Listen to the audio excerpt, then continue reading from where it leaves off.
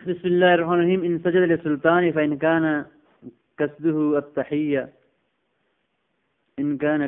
التحية والتعظيم دون الصلاة لا يكفر. أصله أمر الملائكة بالسجود لآدم وسجود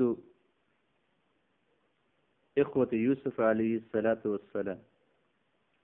اگر بادشاہ کو سجدہ کیا، اگر سجدہ کرنے والے کا ارادہ سجدہ تعظیمی ہے، سلام کا سجدہ کرنا ہے، نہ کہ نماز والا، تو یہ کافر نہیں ہوگا. اور اس بات کی اصل جو ہے وہ اللہ رب العزت کا فرشتوں کو حکم دینا ہے آدم علیہ السلام کا سجدے کرنے کا، اور حضرت یوسف علیہ السلام کے بھائیوں کا حضرت یوسف علیہ السلام کے سامنے سجدہ کرنا. پہلی شریعتوں میں سے ہے وہ جو سجدہ تعظیمی جائز تھا، تو اس بنا پر کچھ اس میں نرمی آ جاتی ہے کہ ہم سجدہ تعظیم کو حرام تو کہتے ہیں، اس کو کفر نہیں کہتے. وَلُو أُكْرِهَ عَلَى السُّجُودِ، اور اگر مجبور کر دیا گیا کسی آدمی کو سجدے پر بادشاہ کے سامنے بالقتل، قتل کی دھمکی سے، فَإِنْ أَمَرُوهُ بِهِ عَلَى وَجْهِ الْعِبَادَةِ، اگر انہوں نے اسے حکم دیا کہ عبادت کے طریقے پہ کرو، فَالْأَفْضَلُ الصَّبْرُ، کہتے ہیں کہ افضل یہ کہ وہ صبر کرے اور عزیمت عمل کرے اور اپنی جان قربان کر دے. کمن اکرہ علی الکفر، جیسے کہ اس آدمی کو جیسے کفر پہ مجبور کیا جاتا ہے، تو وہ کفر اس کو یہ اختیار ہے یا تو عزیمت پہ عمل کرے اور کفر اختیار نہ کرے، اپنی جان اللہ کی راہ میں قربان کر دے. اور اگر نہیں ہو سکتا تو وہ رخصت اس کے لیے یہ ہے کہ وہ زبان سے تو وہ اس طرح کے کلمات کہہ دے، لیکن دل کے اندر وہ اسلام پہ ڈٹا رہے.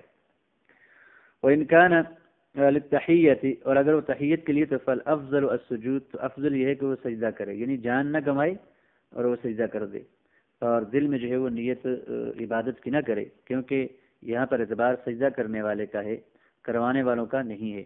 اور یہی بات جب وہ اس کو جو ہے وہ عبادت کی نیت سے کرا رہے ہیں تب بھی وہ جان نہ گنوائے، بلکہ وہ بہتر یہ ہے کہ وہ اپنے جان کو بچائے اور سجدہ کر دے اور تحیہ کی نظر کرے، کیونکہ اعتبار تو اس کی نیت کو ہوگا، وہ جو بھی کہتے رہیں، دونوں میں فرق نہیں ہونا چاہیے.